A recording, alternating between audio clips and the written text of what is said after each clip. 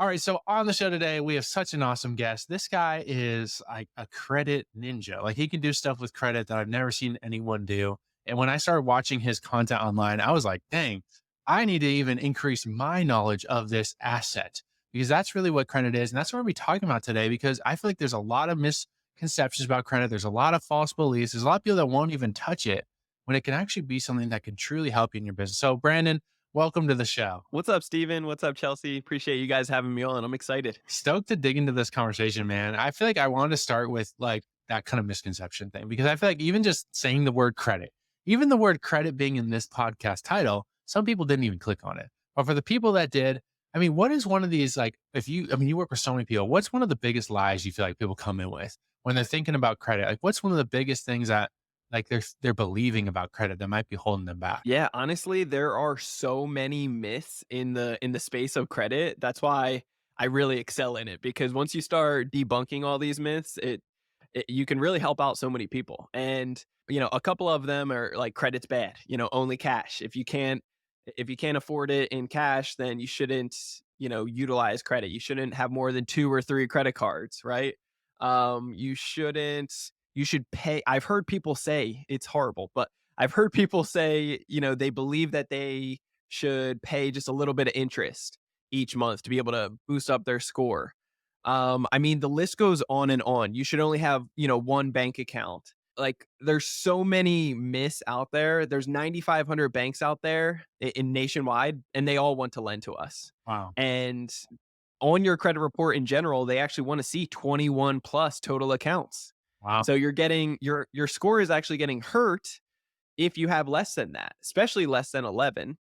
So, I mean, you should never pay interest, and you don't need to. And I think it's very simple just to really follow the rich. I'm talking like the mega rich, the one percenters, and even the banks themselves. The banks have been, lending basically our money. Like we put all of our money into the banks. They give us how much percentage back, in interest at the end of the year? Next to nothing, right? Yeah. We're giving them 0% interest money. And then they lend it back out to us nine times over for personal loans, auto loans, mortgages, all types of products. And they're making on average 500 to 3,000% off of our 0% interest that we give them.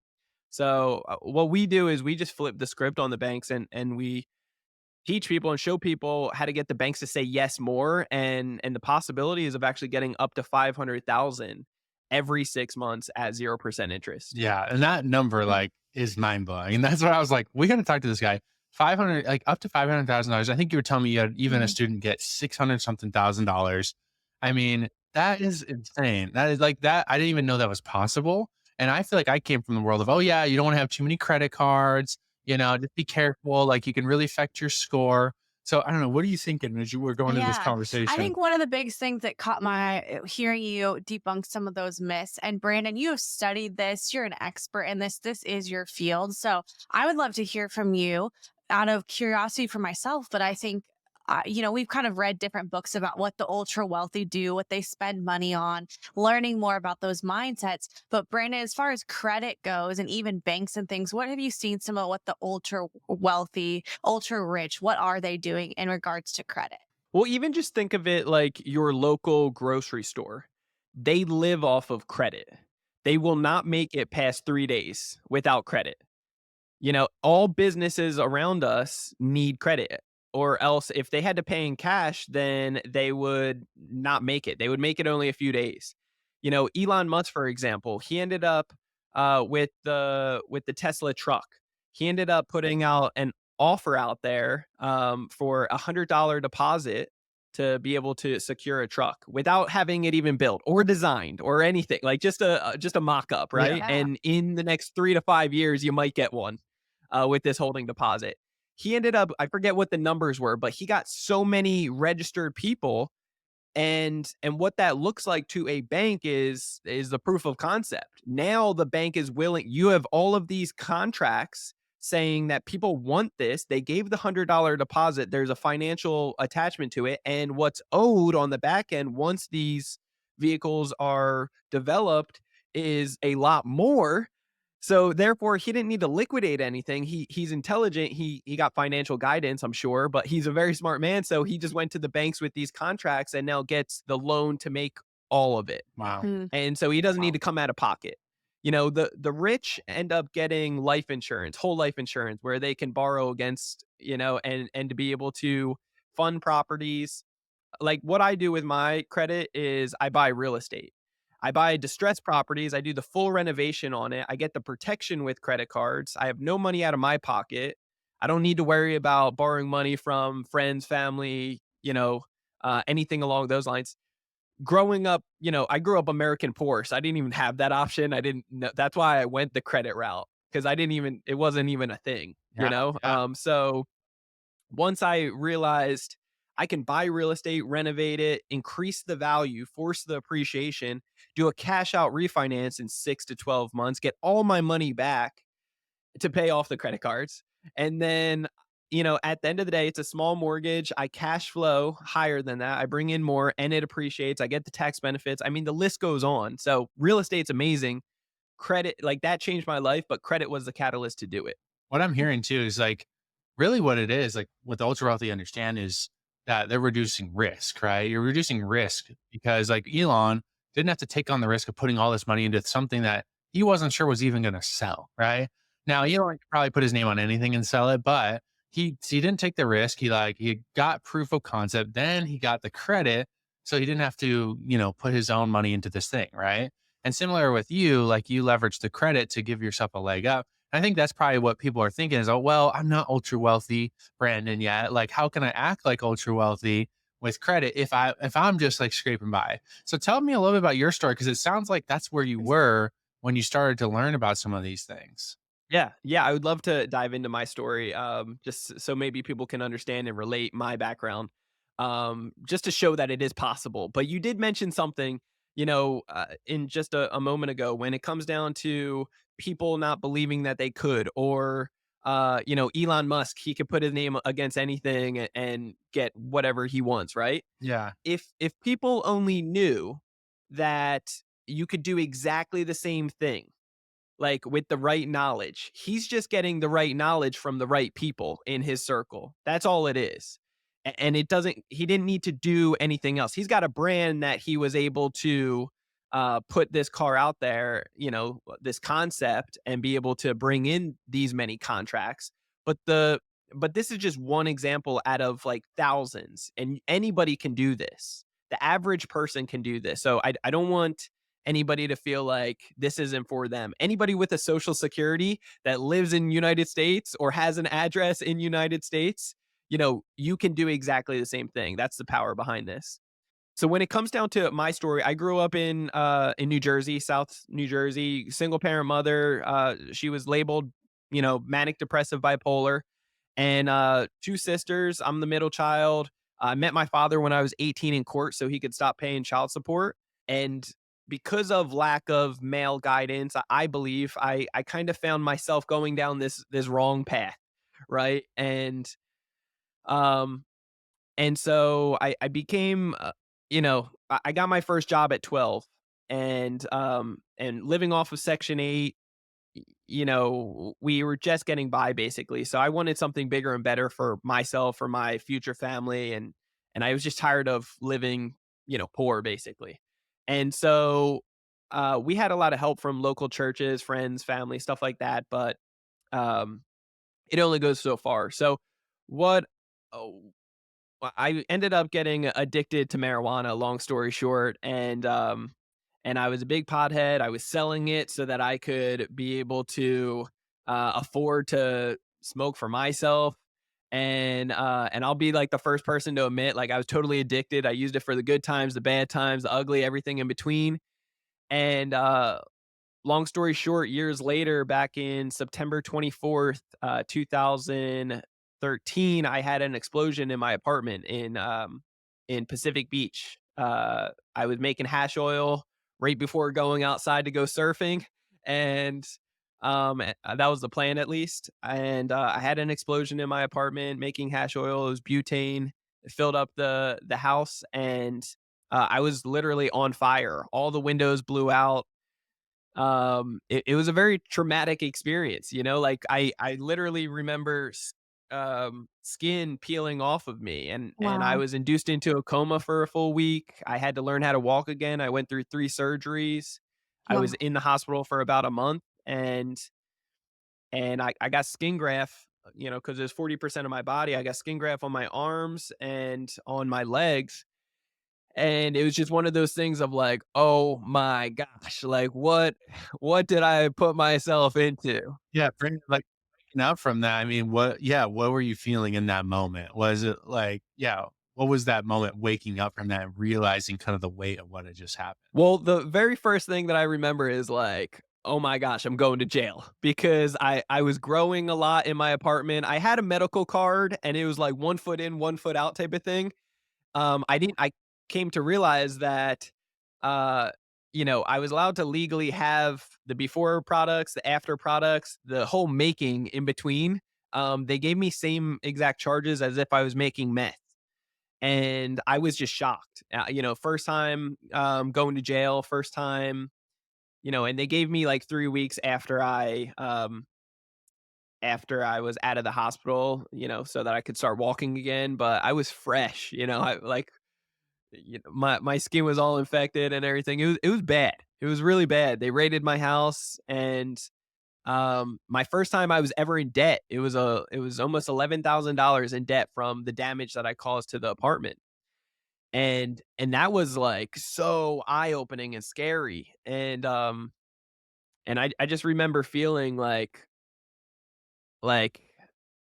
I really messed up, but at the same time I realized, like, after so many coincidences, like, you just come to, like, have that coming to God moment again and realize, like, "All right, there's, like, way too many coincidences for me to realize how blessed I am." At the moment, I was wearing gloves. I was wearing, dirt bike gloves, and I didn't even have a dirt bike for the last, like, 4 or 5 years, and I had one growing up in New Jersey, but, a couple years before, but not in California. And so I was wearing it randomly, first time in 4 years randomly, just so I didn't get my hands dirty. And that saved my hands from getting really mangled up. And then I was wearing socks that protected my ankles, but my shirt and my pants, I was wearing a white t-shirt and then some basketball shorts, and those burnt off me. Wow. Wow. So couldn't save it all. Yeah. Oh my gosh. I mean, when they told you about it, you could have probably died in like, I mean, even from the explosion, let alone the burns, right? Yeah. Like, 40% is a big deal. Like, any higher than that, it really gets really scary. There were other people in the hospital with like 47, 50% that ended up passing. yeah, Wow. wow. So you end up in jail basically because of this. Um, Well, it was about a month and a half later, once I got back on my feet and, I was getting evicted from the explosion and so forth, makes that, sense. yeah, it Uh, makes sense, it adds up. That's, as a landlord now, that's what I would do. yeah. So was this when like you really started going down a different trajectory with kind of your life? Like, was that like the wake up call? It was the wake up call. So it was exactly what I needed, because I realized, look, if I was intelligent enough to, you know, I started getting some type of income coming in. I was responsible, independent for myself, but it was on the wrong path. It was from, selling marijuana, and I was working as well in restaurants, but it just wasn't the I wasn't fulfilled. It wasn't the life that I was looking for. So I realized if I was successful just half wit doing it this way, if I could just get the right guidance, the right mentorship, and really start going on the right path, if I gave it a shot over there, what would that look like? And what's really unique and cool about the court system that I went through in San Diego is that they basically appointed me a mentor, and it was the first time. I had to basically get a mentor, and that person looked at me different. Like, they saw a better me than I saw in myself, and helped guide me, um, really taught me many things, and just a huge role model in so many ways. Wow. That's amazing. I mean, growing up without really dad in your life, and then finally to have someone who actually would speak good things over you and like encourage you and like, kind of probably correct you at points, right? Man, what a powerful shift. So from then to like kind of getting interested in real estate, because was it the interest in real estate that kind of took you down the credit route, or did you start learning about credit first and that led you to real estate? No, it was exactly that. It was real estate and then credit because prior to the explosion, I was doing door-to-door sales with Kirby vacuum cleaners, and I got really good at that. I got recruited into a real estate investment company, and it was when all the lights kind of went off of like, wow, the systems were built, the operations were all in place, the impact we were making, and we were bringing in, for the whole company like 600 something thousand a month, and it was just staggering to me. And I've never seen that. And so when I saw that, I was so inspired. And that company didn't last too long. I was only there about 6 months, and then they started, money started bringing people down over there. So I went back to the restaurant thing, but I still had it planted in my head. So after the explosion, I was like, hey, maybe I should look into this real estate thing. So I started reading all the books, podcasts like this and YouTube, and I started learning about it. And then I realized like, oh crap, like I need to potentially come up with some money. How am I going to do that? And then I fell in love with credit because I realized like, hey, you can get away with getting a bunch of credit. I had certain credit lines of like 60 and 70,000 just from doing randomly the right things and not knowing it. Yeah. Wow. Wow. So you really like fell into it. Like, Yeah. that's amazing. I mean, if I look back on, It was all a God sign. yeah, yeah. No, I look back on our journey too. It's like, how do we know to do that at that point? And sometimes you look back and you're like, okay, now I know. Now you've studied it. I mean, you're telling me, you know exactly what people need to Mm. like have on an application, how many cars they need to, like you kind of got this whole thing dialed. But I kind of want to lean into the credit thing a little bit because I think that's where our audience can really like they have these questions of like, okay, what about my credit score? I mean, what you probably get that a lot too. Like, it's kind of like these people saying, "What about my history?" I mean, you didn't let your history hold you back from where you are now, right? You're not like, "What about the fire? What about the explosion?" You're not bringing that up every day. A lot of people do that with credit. They're like, "What about this score I have? Or what about this decision I made with credit back in the day?" So how do you start turning that around so that people can start leveraging credit for their business? Yeah, Steven, that's a great question. So when it comes down to credit in general, even if you're in the 800 club already, you're still going to need a little bit of fixing. And people don't realize that, but it's so crucial. So 300 or 800, it doesn't matter. You're going to need some type of fixing. The person that's in the 800, obviously it's going to be a lot less, but let's talk about some of the pieces. When it comes down to personal identification info, such as old, outdated addresses, employers that don't need to be on there, phone numbers that don't need to be on there, known as names, removing all that stuff. Less is more when it comes down to personal identification info. And, you know, anything and everything can be deleted, removed, improved, overall in your favor, even if it should legitimately be there. Like we've had people with legitimate bankruptcies or $100,000 in collection, 60 plus hard inquiries, all of these individually be able to get removed in a matter of hours. Wow. Hours. Wow. And that's not always by any means, but that's like some of the testimonies behind this. It can the problem with dealing with these three main credit bureaus, TransUnion, Equifax, and Experian, is that it's not just them. There's thousands of these third party agencies that they're really data collecting companies, but they act like the three credit bureaus. And those bureaus, as well as like the lenders themselves and the banks, they all give stall tactics. They all give a lot of pushback.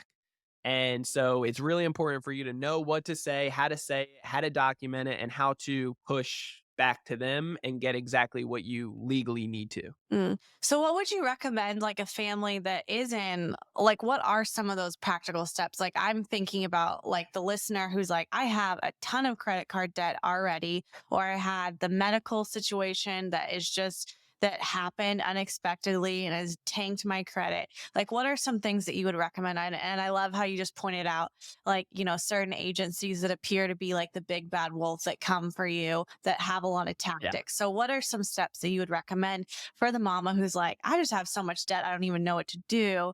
And like, what are the tactics? Yeah, so for the family or the individual in general that has like medical debt, that is some of the easiest stuff to delete in general. Also, credit card debt. If you are late more than basically 6 months in a row, it becomes a charge off. It turns into a collection, which then turns into a charge off. 9 times out of 10, these banks will say that they, attempted to collect the debt from you 6 months in a row. You were late, and then they are writing it off on their taxes. They're selling it for pennies on a dollar to a collection company that will start hounding you like a dog to collect that income, that money that's owed.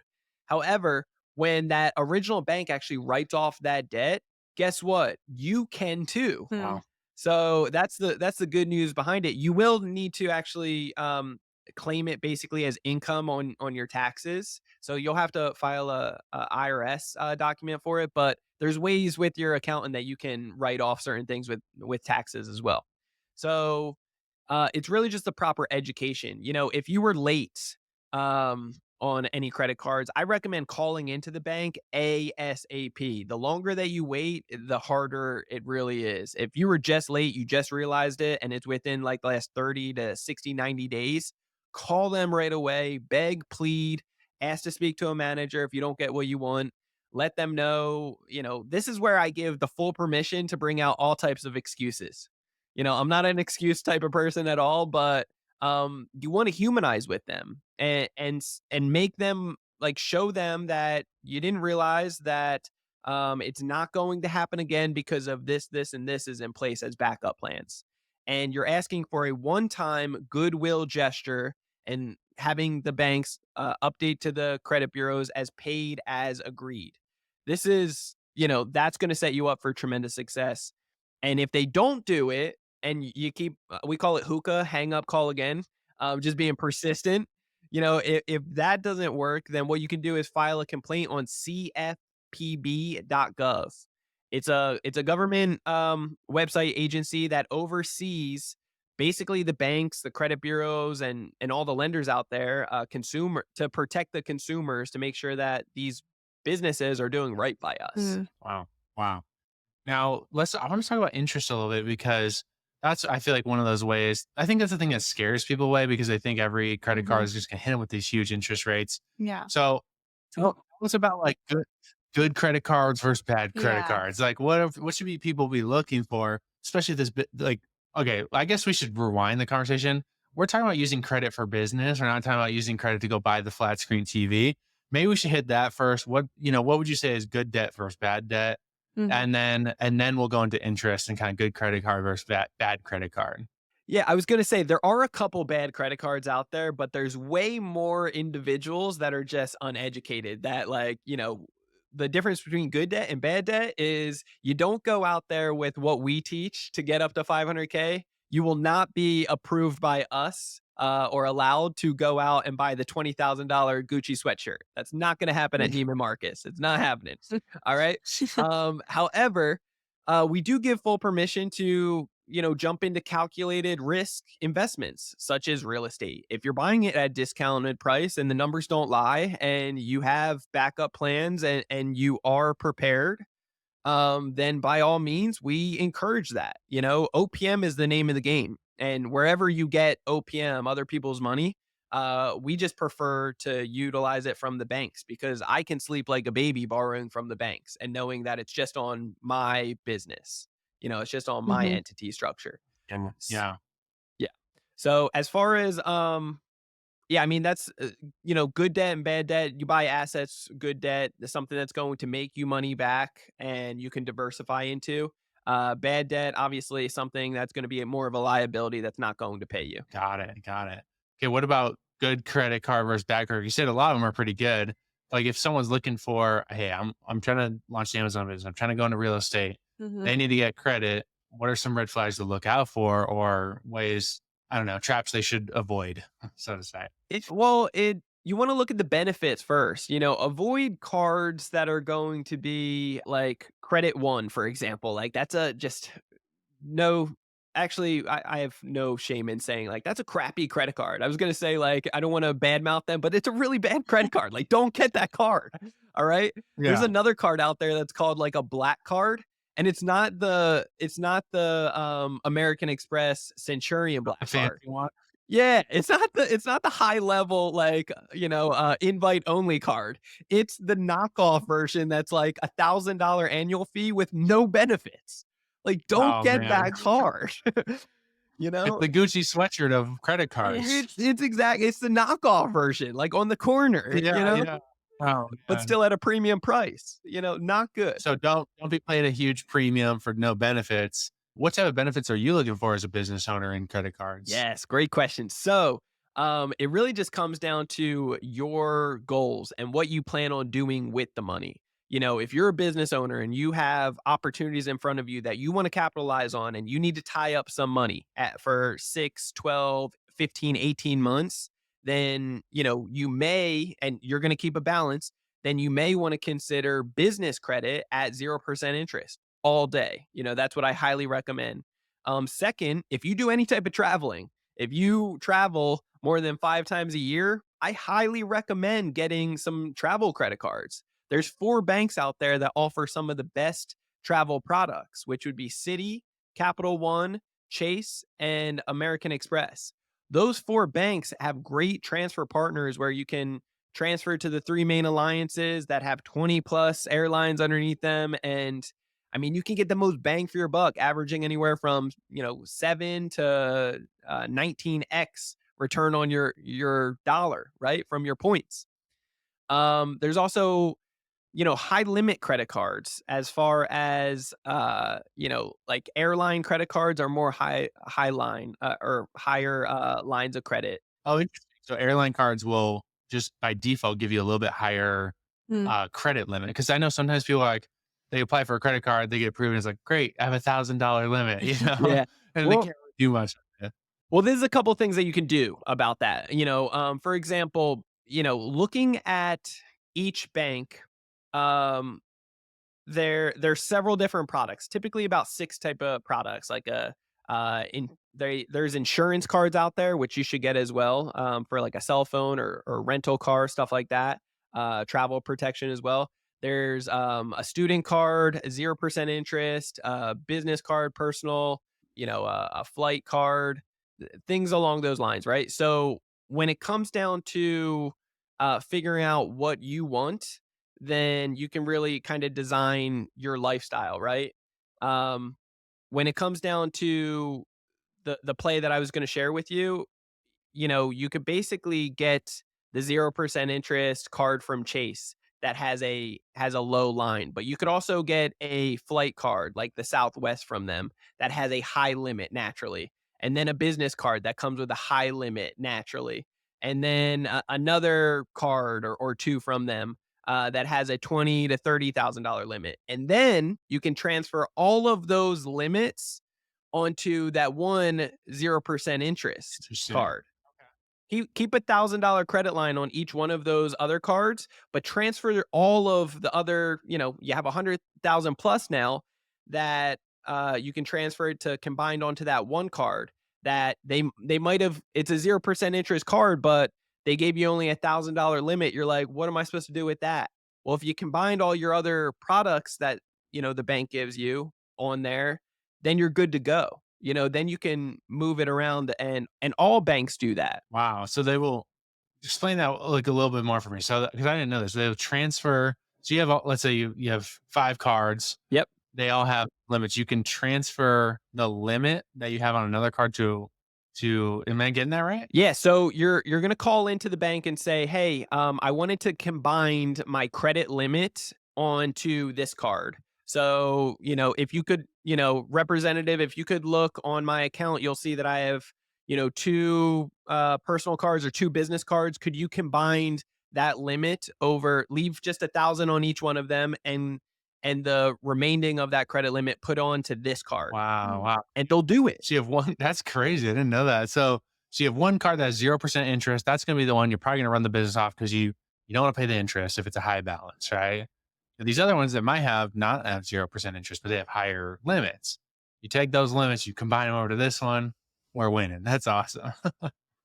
The caveat behind this that people are going to want to be aware of, because I don't want people to come back and be like, Brandon, that didn't work out, is understand that business is for business, personal is for Yeah. personal. The only difference is American Express is one of the few banks out there that will actually allow you to utilize both, commingle in between. Wow. Wow. Yeah. Interesting. Dang. So that one works with all of them, which is great. That is so cool. That blows my mind. For people that have like a high credit balance, couldn't they do that? Let's say they have a high credit card with high interest. If they're able to get a 0%, maybe could they roll that over so they're not paying those payments anymore? Well, that's exactly what I recommend. The caveat behind this is to be able to really get like what we teach to get up to 500,000. That's going to take applying. We call it a mass apply, and that's where you apply for 10 to 40 plus credit cards over a 30-day time frame. Doing it correctly, you're going to get a 90% approval odds. However, so that's where you'll get the 500K, right? Now, when it comes down to getting all this credit lines, you need to be in the 800 club. And we can show people how to do that within 30 days or less.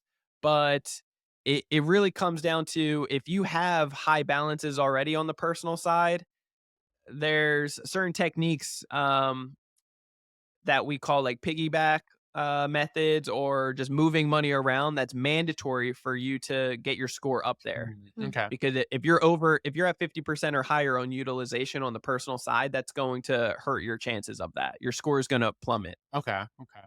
I did want to give a tip really quick when it comes down to your demographic, when it comes down to like ecom members and students.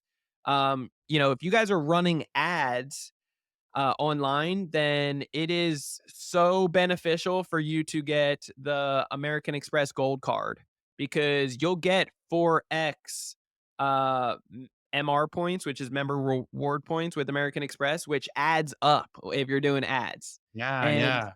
We and it's a finally learned charge this card. last year. Oh my gosh. We had the travel hacking moms on our podcast. Yeah. They're all about the points, and platinum. We're like, oh, platinum's the best, right? But they're like, no, get the gold for the advertising. So I think we've made like at least 2 million points like this year alone, just from like advertising credit, and just swapping credit cards on the MX Gold. So it's crazy. Yeah, I got a little over 2 million points right now, but I spent $1 million.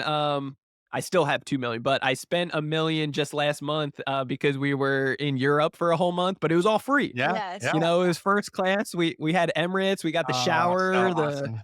first, the bar up there. It's that, and that's the way you want to live and design your lifestyle. If it's all complimentary, if it already, so you can just link up the right cards that are going to give you those perks and benefits within your business already, then it's like, you don't need to do anything. You don't need to pay hand over fist for these cool experiences and perks later on. I totally agree. I'm doing a girls' weekend in a couple of weeks, and we always look on like the Amex site for their travel partners. And so I'm staying at this awesome resort in Napa, which is like wine country in California here. Yeah. And for free, and it's just like, yes, do it. And it's like a nice luxury spot that I get to go enjoy for a night. So I love all these random like points things, and it's like, it's money that we already need to spend for our business. So I think that's a great way to capitalize on that too. That's fun, to do.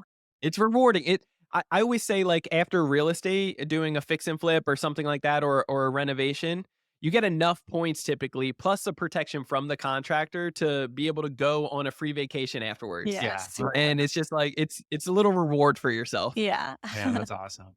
Now, the mass supply process you take people through, I know you got a full in-depth program on this. It's pretty complicated. Yeah. Is there any light version of that? I mean, like, even just telling people like, hey, don't just apply for one credit card. I think you said that to me, like, you never really want to apply for one, because basically you kind of like, talk to us a little bit. Explain that. Yeah, explain that, the whole like, because people know like hard pulls. I think they know what that means, where it's like, you apply for a credit card, it hurts your credit a little bit, right? So it's like, let me see if I'm explaining this right. When you hurt your credit, you might as well just hurt it a little bit, but like get a lot of result. So is that kind of the concept? Is like if you're gonna hurt it by applying, you might as well just apply for multiple. Am I kind of getting that right?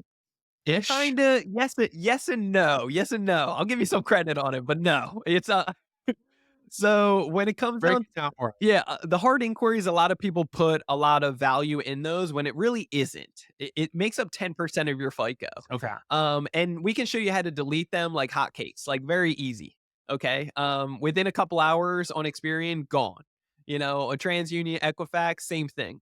So it's just you don't need to worry about the hard inquiries as much. However, when a new account actually shows up in your account section, it typically takes roughly about 30 days. So you call in or do it online, you apply for a card, you get approved. Usually in about 30 days or less, that new card is going to pop up underneath your credit report section. Once the banks start seeing that, they're going to start denying you automatically because they've labeled you as a higher risk for searching for new credit Mm, too frequently, mm, Got it. even if you just get one. Yeah. Yeah. So that's why whether you get one or you get 40 or 50, it's going to be the same impact on your FICO, and therefore you might as well go for the big bang, even if you don't need to use it or don't have any plans for it. Trust me, you'll figure it out afterwards. Opportunities will come. We teach that in part of Credit Counsel Elite as well. But every 6 months is like the rule of thumb where it kind of they're not judging you from that anymore. Okay. Yeah. mm. And there are banks that will allow you in, 2, 3, or 4 months, but the good rule of thumb across the board is going to be 6 months. Okay. But the good news is like you can get up to 500K or higher, roughly in that range with every 6 months, and that's per person. Wow. So the idea is it's kind of like you're applying, it's not going to show up for like 30 days. So in that 30-day window, if you have more applications, those applications are not going to see the thing that's going to show up soon. So you kind of have like this like grace window almost of 30 days. It's a grace window and this is the tough part, and this is where the value comes in and why our stuff is worth hundreds of thousands is because there's 25 plus moving pieces behind doing a successful mass apply where you can hands down guarantee a 90% approval odds. And it's because there are certain banks like Citi or SoFi credit cards that will actually show up not in 30 days, but in like 3 to 4 days. Okay. Yeah. So you want to That'll mess you you up. want to make sure, yeah, that'll mess you up, man. It will mess you up. So you want to make sure that you're knowing all these moving pieces so that you can put your credit card list in the right order. Okay. And this is what people have asked me, like, Brandon, just give me the list, give me the order. And it's like anybody that promotes a list or an order is full of it. And this is what people need to realize and totally understand is that think of it like a thumbprint. Every single person's mass apply is going to be different for the simple fact of how old you are, where you're located, the regional, what your bank relationships are. That's very big. People sleep on that. They normally only have one or two bank accounts. You should have multiple, a lot. You don't want to do it too early though. There's all these moving pieces. And then what is your credit score? What are the 6 boxes that make up the FICO? Where's your utilization at? You want to be at like 1 to 3%. What are your other credit cards? What's your highest one? What's your lowest one? If it's 1,000 or under, it's hurting your FICO score. We need it higher. So what do we do to get these things? The data points, knowing where the bank is going to pull from, like all of these things, what to say on the application, to label yourself as a low risk versus a high risk. The banks want to lend to you. That's the good news here. But and people get frustrated or feel defeated when they get denied, but it's only because they said the wrong things. They didn't know how to apply and they shot themselves in the foot way too many times. Too many red flags came up and the bank was just like, "Oh no, we're good. We're going to hold off right now. You're denied." Interesting. Wow. Mm. Man, I feel like people's minds are just being blown, like mine is. I hope so. I hope so. There's power behind this stuff. Yeah, you have a ton of free content on Instagram. So I'd highly recommend people go follow him on Instagram. It's Brandon Elliot Investments. Is that right? Yes, it is. Brandon Yep. Elliot Investments on Instagram. That's how I found Brandon. Was just I was scrolling Yeah. and I was like, "What's this guy talking about? 42 credit cards." You had this reel about someone getting. I think it was like the world record for how many credit cards they got or It's like something. 1750 something. It's crazy. It's Yeah, crazy. And yeah. So and that caught my attention. I was like, "What is this?" the world record, and that's for open active cards from one individual. The world record for the most amount of cards, and this is cool. You guys will appreciate this.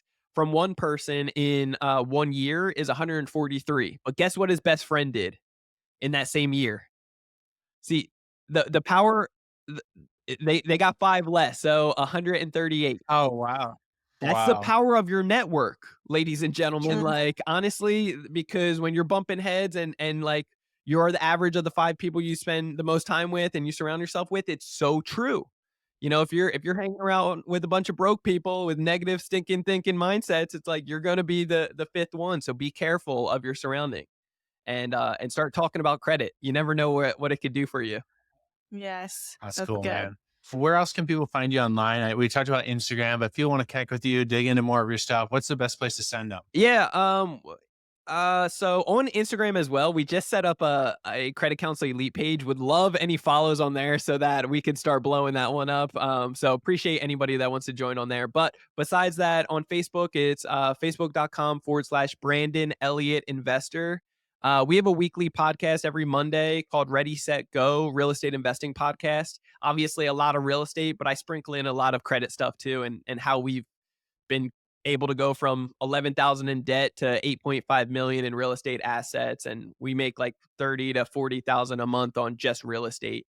Um so yeah, that's how they can find me. I'm on YouTube as well. I think it's Brandon Elliott Investments. So, yeah, Sweet. We'll put Awesome. all the links I'm in the not hard to show notes. find. Yeah. Yeah. Google Yeah. him up. You'll find him. We'll put in the show notes. But thank you, Brandon, for coming on, for just expanding our minds around the whole conversation of credit and what people can do to leverage it for their business, their life, and I mean to create amazing change. Like to see your story and kind of how a mentor with some education really turn things around. Like Mhm. it's so powerful to see. So thank you for sharing. Yeah, thank you guys. You guys are such a blessing. Keep doing what you're doing and inspiring people and hosting stuff like this. I thank you for your time. You guys are awesome. Thank you for listening to another episode of the Rainmaker Family Show. Hey, if you are not a part of our Rainmaker Mastermind, we have a new opportunity for you to book a one-on-one strategy call with one of our Rainmaker coaches. If you want to get a call with them, see if it's a good fit for you to work with us to build a business that allows you to have time freedom and financial freedom, you can get that call at makeitrainmama.com/podcast. That's makeitrainmama, MOMMA.com/podcast.